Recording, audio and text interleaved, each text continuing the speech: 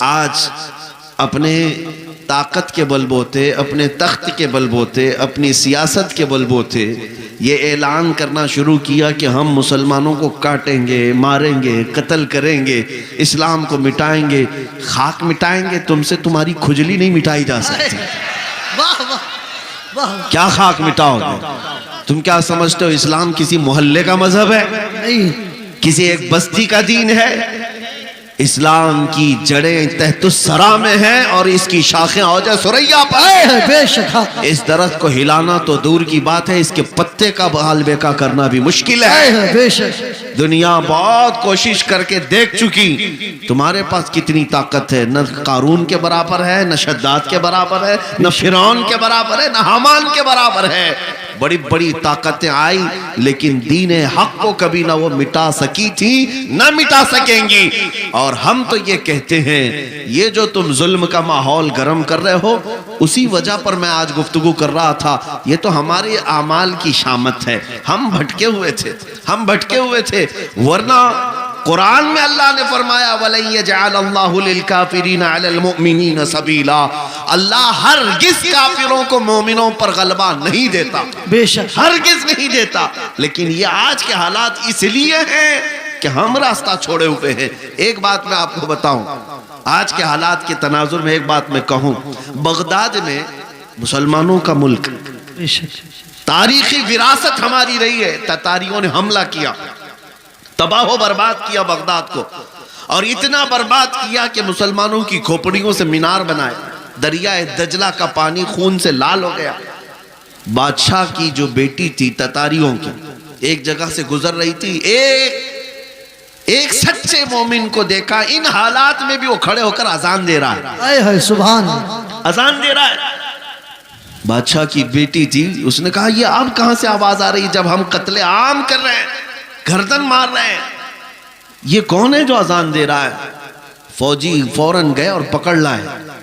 یا نمازیں پڑھنے سے روک رہے ہیں، یہ گراؤنڈ میں نہیں پڑھیں گے، وہ میدان میں نہیں پڑھیں گے، کتنے میدانوں کو تم قبضہ کرو گے؟ ہاں تم صرف اور صرف میدانوں کو روک سکتے ہو، پیشانیوں کو جھکنے سے کبھی نہیں روک سکتے، کبھی نہیں روک۔ عبادت کا ذوق ہمارے پاس اللہ تعالیٰ کی آتا ہے۔ تو ایسے حالات میں اگر اذان دے رہا تھا کوئی، تو تتاریوں کی وہ بڑی عورت تھی، بادشاہ کی بیٹی، اس نے گرفتار کروایا، لاؤ اس مولوی کو، اب کون ہے اذان دے رہا ہے؟ اس کو پکڑ کر کے پوچھا تجھے خبر نہیں ہے بغداد پورا ٹوٹ گیا، تباہ ہو گیا، برباد ہو گیا، لاکھوں لوگوں کی لاشیں پڑی ہیں اسی بنیاد پر کہ تم مسلمان ہو، ہم مار رہے ہیں، اور پھر بھی تم اذان دے رہے ہو۔ اس نیک و صالح عالم ربانی نے کہا ہاں سب نظر آ رہا ہے لیکن مجھے میرا رب بھی ہے، میرے لیے میرا رب بھی ہے۔ دنیا چاہے جو بھی ہو، جب تک میری سانس نہیں نکلے گی تب تک میں اللہ اکبر کہتا رہوں۔ سبحان اللہ، سبحان۔ اب سنیے، اس خاتون نے متاثر ہو کر کے پوچھا اچھا اللہ سب سے بڑا ہے؟ اللہ سب سے بڑا ہے؟ کہا ہاں اللہ سب سے بڑا ہے، اسی کی تم عبادت کرتے ہو۔ یہ ہمارے اور آپ کے لیے بہت ہی سوٹیبل بات ہے، تم اللہ کی عبادت کرتے ہو، لوگ یہ تم کو تانا ماریں گے اگر تم اللہ کی عبادت کرتے ہو تو اللہ تمہاری مدد کیوں نہیں کر رہا؟ یہی اس تتاری عورت نے کہا کہ تم اس کو اکبر کہتے ہو، پھر یہ بغداد میں یہ سب جو مرے ہیں یہ بھی تو وہی تھے، یہ مارے گئے، اور ہم لوگوں کو غلبہ حاصل ہو گیا بغداد پہ۔ دیکھو تتاریوں پر، وہ ظالموں کو اللہ تعالیٰ نے غلبہ دے دیا، تمہارا خدا ہی دیا ہے، پھر ایسا کیوں ہوا؟ بہت پتے کی بات سنیے، اس عالم دین نے کیا کہا کہ اے خاتون میں تجھے ایک مثال بتاتا ہوں۔ تم نے دیکھا ہوگا کہ بھیڑ بکریاں پالنے والا کوئی چرواہا بکریاں لے کر کے چلتا رہتا ہے، راستے پر چلتا ہے، ہوتا ہوگا نا آپ کے یہاں بھی ریوڑ، جی بکریاں چلتی رہتی ہیں، لیکن بکریاں پالنے والا ساتھ میں کتا بھی پالتا ہے۔ بے شک بکری اور کتے کا کیا لینا دینا، کون سا تعلق ہے؟ لیکن یہ چروائے سے پوچھیں، وہ بتائے گا کہ بکریاں چلتے چلتے کبھی ادھر ادھر چلی جائیں تو یہ کتا بھونک بھونک کر انہیں لاتا ہے اور پھر ریوڑ میں جمع کرتا ہے۔ بے شک چرواہا یہی بتاتا ہے کہ اس لیے سارے بکریوں کو وہ پھر سے ایک ریوڑ میں جمع کرے، اس لیے وہ پالتا ہے۔ کتے کو اس لیے چھوڑا جاتا ہے، اس لیے پالا جاتا ہے۔ بلا تشبیہ و بلا تمثیل، ذہنوں کو قریب کرنے کے لیے اس بغدادی عالم نے کہا ہم امت مصطفیٰ ہیں، بے شک ہم چلتے ہیں سیدھے راستے پر، لیکن جب کبھی ادھر ادھر بھٹکتے ہیں تو اللہ تم جیسے کتوں کو ہم پر چھوڑتا ہے، ہے بے شک کتوں کو چھوڑتا ہے تاکہ تم بھونک بھونک کر کے واپس صراط مستقیم پر لے آ سکو۔ میرے عزیزو، آج یہ جس قدر مظالم ہو رہے ہیں، یہ تمہیں سیدھے راستے پر انشاءاللہ ایک نہ ایک دن ضرور لے کے آئے۔ انشاءاللہ میں محسوس کر رہا ہوں چند سالوں پہلے ہر جلسے میں لبیک یا رسول اللہ کا نعرہ تو نہیں لگتا تھا، لیکن ظالم کتوں نے جب بھونکنا شروع کیا تو اب پھر ہمارا ہر بچہ لبیک کہنے لگا۔ لبیک لبیک لبیک یا رسول اللہ، لبیک لبیک یا رسول اللہ، لبیک لبیک یا رسول اللہ، لبیک لبیک یا رسول اللہ۔ اب بات صرف اتنی ہے، میں نے جو عنوان آپ کے سامنے رکھا وہ یہی ہے کہ جب تم اپنی حیثیت کو پہچان لو کہ میرا راستہ کچھ اور ہے، جس دن تم اس نقطے پر آ گئے، میرے عزیزو، عزتیں تمہاری ہے، طاقتیں تمہاری ہے، اقتدار تمہارا ہے، جس طرف رخ کرو گے مولا تعالیٰ اس ہوا کو تمہارے زیر نگی فرمائے گا۔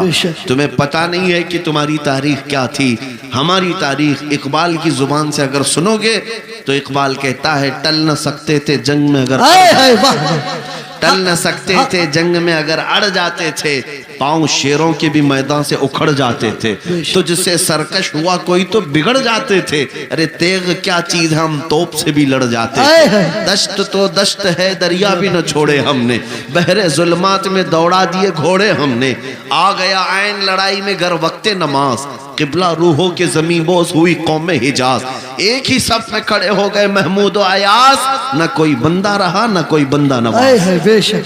یہ ہماری تاریخ تھی، یہ ہماری تاریخ تھی۔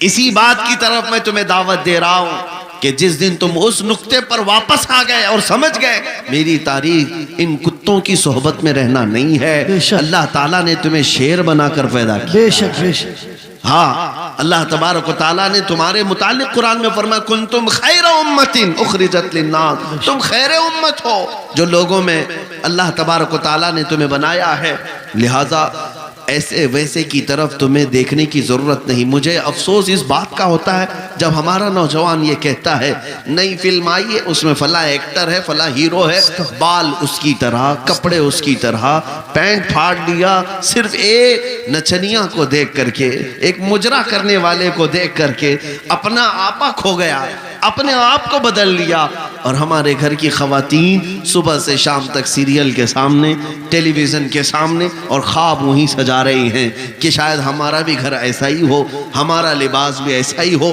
میرے عزیزو، دنیا کیا کرتی ہے اس کی تمہیں فکر نہیں ہونی چاہیے۔ عورتیں اگر کسی کو دیکھتی تو وہ سیدہ کائنات فاطمہ الزہرا کو دیکھتی، کم سے کم یہ سیرت کا مطالعہ کرتی کہ ان کا دوپٹہ کیسا تھا، ان کا لباس کیسا تھا، ان کے رہن سہن کیسے تھے۔ اس کو چھوڑ کر انہوں نے آج مجازی عشق کے اور مجازی یہ اسکرین کے اوپر اپنے دل دے بیٹھے، اور اسی طرح مردوں کی حالت بھی یہی ہے، نوجوانوں کی۔ اے نوجوانوں، تمہارے ہاتھ میں بنگڑیاں تک انہوں نے پہنا دی، کانوں میں بالیاں تک پہنا دی، بالوں میں چوٹیاں تک لا دی، کیا کیا کر دیا۔ یہاں ہمارے اچھے بھلے مرد کو عورت بنا دیا، جی عورت بھی نہیں مخنث بنا دیا، اور اس پر یہ مزید یہ سمجھتا ہے کہ یہ فیشن ہے، یہ فیشن ہے۔ ارے ادھر سے ادھر سے پھاڑ کر کے پہننے والا، ننگا گھومنے والا اگر فیشن زدہ ہے تو پھر کتا اور بھینس بیل بکری یہ زیادہ فیشن زدہ ہے، بے شک، کیونکہ وہ تو کپڑے ہی نہیں پہنتے۔